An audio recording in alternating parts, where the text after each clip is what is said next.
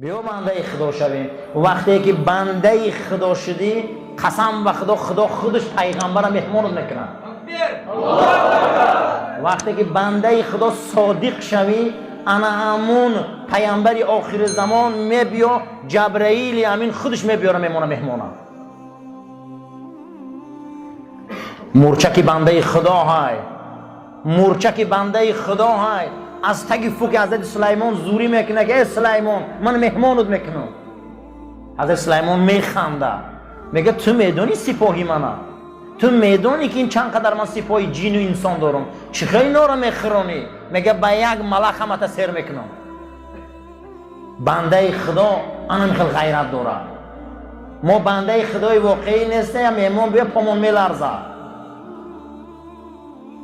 ای زنامون اجازت میپرسیم برای مهمان، پامون میلرزه. بنده خدا باشی رنگی مورچک باری سلیمان گردن میتی. بعد از مفسرها میگن درگاه خدا هم که درگاه های کی وقتی سر خم کردی و بنده شدی کو این دنیا قدی باشنداش برای هیچ نمیتونه چشمه. و رحمت الضعفا چون قدر از بین رفت. ما ضعیفا رو دیگر دوست نمیداریم، ما ضعیفا رو دیگر حرمت نمیکنیم، ما ضعیفا رو دیگر دلتهی نمیکنیم. و بذل المعروف چون امروز کاری خوب ما در بین مردم تقسیم نمیکنیم، چون خوبی ما نمیفروشیم، چون از خوبی همون استفاده نمیکنیم در بین مردم. نخواه که وجودی ما همش بدی باشه. ما کارهای خوب زیاد داریم. و حسن الخلق اخلاق نیک، اخلاق نیک انسانی. پیغمبر ما را اخلاق نیکش تمام جانورای وحشی را مسلمان کرد. ما باید اخلاق ما بلند باشه، باید آداب ما بلند باشه، خلق ما بلند باشه. و سعت الحلم مهربانی را چقدر وسیع کنه، مهربانی را به درجه وسیع کنه. پیغمبر کیف چون در کعبه همی خیلی سادگیان تمام مشرکای مکه می بیاین که ما تو را از مکه بیرون کردیم، امروز قدیم ما چیکار کردنی؟ میگه اذهبوا و انتم طلقا، برای همه تا بخشیدگیون. مهربانی را وسیع میکنه. قرآن میگه اذا جاء نصر الله، تو مهربانی کردی اکنون غلبه خدا آمد. یه حالت میشه و قسم به خدا که مهربانی دین خدا را ظفر میتیه. یدخلون فی دین الله افواجا. این جوان مردی تو مهربانی تو میگه اکنون دینی تو هم خیلی وسیع میکنه که دین عالمگیر میشود. مردم گروه گروه میبیاین میدروین چی با این دین همش رحمت ہے. مهربانی را وسیع کنه، مهربانی را وسیع کنه. و بث العلم، علم پهن کنه، علم پهن کنه، علم تخم شکاره. و قلت المثافنت النساء، میگه زمانی پیامبر و زمانی ما این بود که مردم با زنی بیگانه کلن گپ نمیزن. چقچقی با زنی بیگانه برای تمام صحابه مطلق حرام بود. ما برای همین حیبت داشتیم. ما مردکا امروز به حد ارزه و به ناموس شدگیم. جوان مرد قدی 10 دقیقه گپ نمیزنه، لیکن یک زن قدی ساعتاش قدی گپ میزنه. برای ما خود زنکه، انم زنکه که حیض و نفاس میبینه عذر شرعی داره، عقلش کمه، فراستی گپ زنی نداره. یک خورقه کش که ادری سر خلقش میکردن یا ایلیکی پا، یک خورقه به مغز خلقش کرد، اگه مغز نداره همون مفتون میشه، خمونه بوی میتین. میگه در زمان صحابه خیلی نبود. میگه جوان مرد بری زن میگرفتن، مشکلات میشه زنک در حل میکردن، لیکن زنک چخ چخ کنی حرام بود. امروز از زمان ما بیان بینن اکنون. برای همین مسلمان چخ چخ با زنی بیگانه را حرام میدانه برای خودش. این نبود در زمان صحابه، این نبود در زمان تابعین. روایت میکنن زنای حضرت عمر که حضرت عمر سرزن بودن، میگن قسم به خدا از حیبت عمر میلرزیدیم. ما ندیده بودیم که غیری دین و اسلام قطعی ما گپ زنه، فقط چیزی میگه برای خدا و رسول میگه. حتی میدر آمد میگه از حیبت شما راست بده. امروز مردکا حیبت ندارن. چی با؟ عیب خشونه، عیب خودمونه. در آمدیم بعد از دین گپ زنیم، اسلام گپ زنیم، اصلاح کنیم خودمونه. دو 4 حدیث آورده در بین سری زنک نزنیم که متهم کنیم، باید مورم گوش کنیم. از بسیاری مردای ما همین های 5 حدیث از یاد میکنه فقط برای متهم کردن زن. دیگه بار فکر نمیکنه. با زیدینم حدیث ها هست یا که برای متهم کردنی مرد. اسلام ما عدالت هست. حضرت حسن بصری یکی از تابعین بزرگی 600 تا صحابه رسول اکرم دیده صلی الله علیه و سلم. مادرمان عایشه را زیارت کرده. حضرت فرمودیم علامت های اهل خیر کیا هستند؟ زمانی پیغمبر و زمانی ما در کیا بودن؟ آدم های نیک چه خصلت داشتن که قدر و قیمت اونها بلند بود؟ یکم اونها راستگو بودن، دویم اونها امانتدار بودن، سوم اونها در عهداشان می ایستادن، چهارم در وجود اونها فخر و خیل، فخر فروشی خیال پرستی نبود، پنجم صلت الرحم، اونها صله رحم داشتن.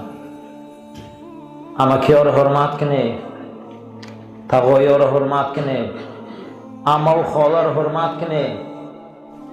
هر کسی که از بچه‌دانی مامای پدریتان شدگی ای، هر کسی که از بچه‌دانی مامای مادریتان شدگی ای، هر کسی که از بچه‌دانی مادری ختان شدگی ای، هر کسی که از پشت بابای پدری و از پشت بابای مادری و از پشت پدرتان شدگی ای، با وجوده که مادر جدا هم باشه، اینا صله رحمه. فرزندای این قدیم مناسبت خوب کنید، فرزندای اینا قدیم مناسبت نقض کنید، زیرا که روز قیامت از صله رحم الهیده ما را میپرسن. کسی صله رحم نداره و رحم نمیبینه، کسی صله رحم نداره بین خیش توارچگیش و ایمانی کامل نداره.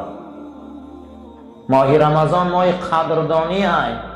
اگر تقوایی خفا باشه، امکی خفا باشه، اولادی قهری باشه، قسم به خدا صله رحم کنه که روزها ثواب نداره. قسم به خدا صله رحم کنه که روزها ثواب نداره. روز قیامت از صله رحم را میپرسن. صله رحم دو برکت در روزگار ما میبیاره. یکم رزق فراخ و کشاده و زیاد میکنه، دویم عمر به برکت میکنه. کسی خواه که عمری درازی به معنی بینه، قهرگی را بین خیش تبارچگی بس کنه. کسی میخواه که یکش دوش چار و کیسش پوری پول باشه و صندوقش پوری چیزه باشه و روزی کم نبینه، قسم به خدا قهری نشوه که خدای برکت میگیره. در حضور نبی کریم صلی الله علیه و سلم صحابه نشسته بودن، انبوی زیادی آدم شده بودن. حضرت گفت که رحمت خدای مجلس نیامده است. دویم بار گفت که رحمت خدا همین مجلس نیامده است. سوم گفت که رحمت خدا همین مجلس نیامده است. گفتن چیه یا حضرت گفت زن و بین شما در دو خیش تبار قهری کسی ششته که میگه یک تقایی یک جن جا خستن. گفتن هر دیما یک سال گپ نمیزنیم. بعد از اون میگه گرفتن یک دیگریشان آغوش کردن و سلام کردن، آشتی کردن. حضرت گفت که رحمت خدا آمد. برای همین هر کسی که صله رحم نداره و ایمانی کامل نداره، قسم به خدا چندین بار در کوهستان‌های ما بسیاری زنهای همو دهات بچه هاشون میمردن، تقایی های همو خاندان، اکه های همو زن، دادرای همو زن. ما شاهدیم که تا 3 ماه 4 ماه خانه همو رفته میسادن که مثلا اینا مصیبت زدن و خدمت میکردن، دل ما رو میبرداشتن. امروز باور کنید در جنازه دادر خود ما نیستیم، در جنازه اکه خود ما نیستیم. این فرهنگای بدای برای ما. صله رحمیتش همینه که ما باید در جنازه یکدیگر ما شرکت نداشته و ایش نتانیم هم کرده، اقلا دلتهی، اقلا یک یاردم خود ما را سهم و نمانیم. پیشتر انسان ها بسیار در همین مسئله احترام کلام داشتن. یک آیله یک از دنیا میگذشت، باور کنید تمام انسان ها، مردهای همون آیله رنگ زن گریه میکردن. من صدها جنازه را مقصد در همین شهر خواندیم، صدها جوان مرد در لحد ماندیم. در روز جنازه قسم به خدا سیگارت کشیدگی مردمی ما. روز جنازه در لحد ما مرده ماندیم، تلفن گریان میکرد، لحد مقصد نوار میگیرن. ماه شریف رمضان همون سال مقصد دیگه همین وبا بود، 10 ها جنازه 100 ها جنازه زیادی جای دروغ نیست، اشتراک کرده مردم شاهیدن. در ماه شریف رمضان گروه جوانا پاپیروس سیگارت کشیده است. من گمان کردم که مردم دیگر قومن، گفتم مردم نه تاجیکای خودمونن. من گفتم این مرده را ما کریم روی کرده است، به یکون استراحتگاه، این خانه آخرت رفته است، این پیش خالقش رفته است. شما هیچ ایمان داره؟ حتی رمضان بود قسم به خدا بسیار فرهنگای پسته، بسیار فرهنگای بدهی. یکی از همین سیله رحمه، برای که رحم نمونده. حضرت میگه رسول اکرم صلی الله علیه و سلم میگه وقتی نماز خواندن شده حضرت امام حسین غم میداد، میگه حضرت بالای گردناش میبرم در نماز، از پایان پاهاش سرش میمون غم میداد. بعد به درجه شد که پیغمبر در حالت سجده بود. یک روایت، در دیگر روایت میگه عبدالله بچه عثمان بود. حضرت عثمان هم از رسول اکرم نبیردار بودن، عبدالله نام داشت بچه‌شون. در 5 سالگیشون خروس زد، نبیره رسول اکرم مرد. خروس روش کند، اما تو بیماری مفتن که آزخ باری گرفتار شد. یاره باری کودکه که 5 ساله حضرت عثمان مردن. پیغمبر میگه نماز میخوان، اینا آماده از پشت گردن پیغمبر سوار میشدن. خیلی که از نبیرا با خودی بازی میکنن. میگه غم میدادن پیغمبر در وقت خواندن نماز. پیغمبر نماز دوام دادن میگیرید. ابو طلحه میگه من دور آمدم که عبدالله بود، میگه یک روایت بچه عثمان همین قدر خوشرو بود، در بغل پیغمبر بازی داره و پیغمبر ریشاش خودی بازی داره، غم داده است. بعد از اون من گفتم که فرستاده خدا، من 10 بچه دارم موچه‌شون نکردم، چی خاطر نبیره غم میتیم؟ گفت که ابو طلحه کسی رحم نکنه رحم نمیبینه. بوسه کردن فرزند و نبیره این رحم از جانب خدا های. کسی نبیرش دوست نمیداره، بچهش موچه نمیکنه، خدا ویدم رحم نمیکنه. چون برای چی بچه‌هاتون موچه نمیکنه؟ برای چی بچه‌هاتون بوسه نمیکنه؟ برای چی نبیره را بوسه نمیکنه؟ زیرا رسول اکرم فرمودن صلی الله علیه و سلم بوی کشیدن تیفل که کودک‌ها را دیدگن چه بوی خوشرو دارن، بوی کشیدن تیفل گو یکی از بوهای جنت است. کسی رحم نکنه گو رحم نمیبینه.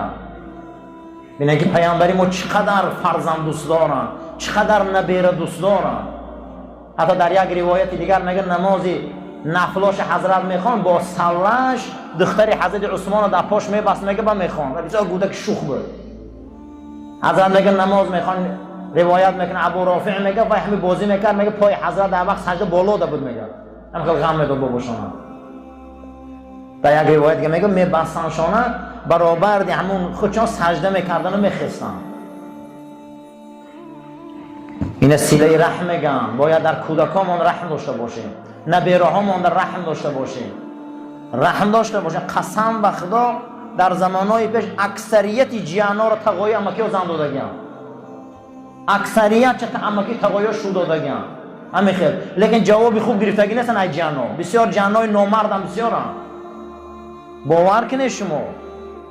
بسیار تقوی ها را من میدانم که ماشینا را در جیانا توفه کردن، زن توفه کردن، همین قد جوان مردی کردن لیکن جوابی خوب نگرفتن. برای همین این جوان مردی بود، این اسلام بود این زمان. اما حاضی نه حاضی سیله رحم بسیار پس شد. حسنی بصری میگن برای چه قدر رفت، میگه دیگه انمین از بین رفت. و رحمت الضعفا، آدمای ضعیف میگه در زمان پیغمبر دوست میداشتن. ابن قدامه میبیاره که رسول اکرم صفت شانده جلس کالعبید، پیغمبر در زمین رنگ غلاما میشیش.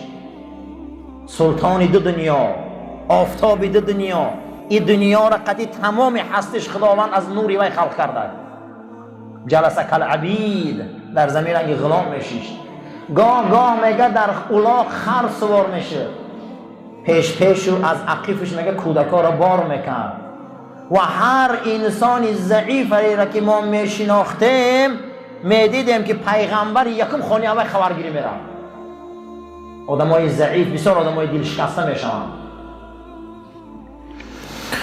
خبر آمدن رسول اکرم صلی الله علیه و سلم مدینه منوره اعلان میشه و که پیغمبر سفر در برآمدیان اکنون تیار شوه، سال هجرت است. در دست مردم دسته های نوده های خرما و دف، دایره ها، خدمت و همین خیل آب زدگی مدینه را منتظرن که پیامبر اکرم می بیاید. حضرت عمر، تمام مهاجرین آمدگان منتظرن که رسول اکرم می بیایند. کلان شونده های مدینه منوره به خودشان نصیحت کردند که پیغمبر در باغ و بستان و در قصر و کوشک و خاندان امام سودمای کلان شونده میگه شیشتن. گفتن هیچ که من شطور مقصد دیگه ذبح میکنم، اینش گفت من گوسفند ذبح میکنم، آمد خانی من میدروه، آمد خانی من میدروه. در همون مجلس کلان شونده ها مرد بود با نام ابو ایوب انصاری، مرد بود با نام کی؟ ابو ایوب انصاری. اینا یگان تاش رسول الله را ندیدن، ولی ندیده عاشق شدگان، ندیده ایمان آوردگان. ابو ایوب هیچ چیز ندارم، یک خانه پایان بالا داره، پدول یک تا خانه، یک کورپچه داره، یک طوق داره، زندگی بزور داره، دو دخترچه داره، همین بزوری کم بغلی زندگیش هم میگذرونه. اما وقتی در اون مجلس میشینه میبینه کلان شونده ها به حد از مهمانخانه بوستان سرای گفته استیان این بیرون میبروی او تا یک درخت خرما ده میشینه. مدینه شهر سلخینه، میشینه و میگه پروردگارا من ندیده پیغمبری تو ده ایمان آوردم، من ندیده رسولی تو ده ایمان آوردم، قسم به خدا من مشتاقم. همه کلان شونده ها از دارایی‌هاشون امروز وصف فخر دارن، من هیچ چیز ندارم، لیکن من به تو مراجعت میکنم نمیشه که پیغمبر تا خودت خونی من بیاری، نمیشه که پیغمبر تا خودت بیاری. صدا بلند میشه که از پشت تپه های ودا شتری سفید نمایان شد، پیامبر آمد، کودکا در کوچه میریزن، زنها میریزن، همه دیگر میریزن، همین خیل استقبال رسول اکرم میروه. مردم در گرفتن لجام شتری پیغمبر آن روز جنگ، حولی ما تیاره، خانه ما تیاره، باغ ما تیاره، مرحمت مرحمت. جناب پیغمبر صلی الله علیه و سلم میگن شتری مرا سرته، در کجایی که رفت مکان گرفت و خواب رفت مکانی ما همونجا. در روایت امام احمد میگه که پیغمبر اکرم فرمودند که شتری من لجامش جبرائیل خانه ابو ایوب آورد. برای همین وقتی ابو ایوب از خدا طلب کرد، ضعیفی بود، بین که پیامبر ما ضعیف دوست می‌داشت که دل وی نشکنه. شتر آمد آخران کوچه مدینه میگه تاپور امروزه مسجد نبوی، امروزه پیامبر در همون خاندان جسد مبارک شده. آمد همین حوالی در آمده، شتر خواب کرد، شتر خواب کرد و حضرت گفت که اکنون جای زیستی ما معلوم شد. همین حالت در ابو ایوب میگه فقیر بود، کارچش برآورده، سکه های رسول اکرم از همون خرجین برید، داد زده زنش که آچد در حقت گریه کنه در کجایی، آچد در حقت گریه کنه در کجایی که پیامبر خونت آمده. ثعلبه همسایه ابو ایوب بود. ثعلبه میگه ای برا نگاه کردم، من ای برا نگاه کردم مردم در تلاطم رسول اکرم خانه ابو ایوب در آورده استیم، من از فرصت استفاده بردم، شتر خزاندم و آغلی خودم آوردم، گفتم که پیامبر در خانه ابو ایوب میسته، نه که شترش در خانه من میسته. و رحمت الضعفا، این ضعیفا را دوست می‌داره رسول ما هم باید دوست داریم ضعیفا را. اما امروز ما مشت ضعیف میزنیم، غم ضعیف میتیم. میگه وقتی شتر که برد روزه، میگه پیامبر در همون پدول، میگه من همون در من روایت میکنه خودشان که در همون پدول من زندگی میکردم. یک ترقصی سخت شد، میگه بیرون برآمدم که از همین اتاج بالا آب چپا کردیم بالا این پدول در نگاه میکنه، میگه ابو ایوب قطعی زنش هیچ چیز ندارن لطه که آب قاق کنن که بالای سری پیامبر در نچکه، همون کرته کربوسچه خودش ابو ایوب رو آورده، میگه با کرتش آب قاق کرده است. روزه شد که خانه ابو ایوب مسجد نبوی شد. روزه شد که این جسم پاک، جسد پاک در خانه ابو ایوب انصاری خواه. امروز اکنون خانه ابو ایوب ببینید چقدر شده، حولی ابو ایوب انصاری را ببینید. بیا بنده خدا شوید.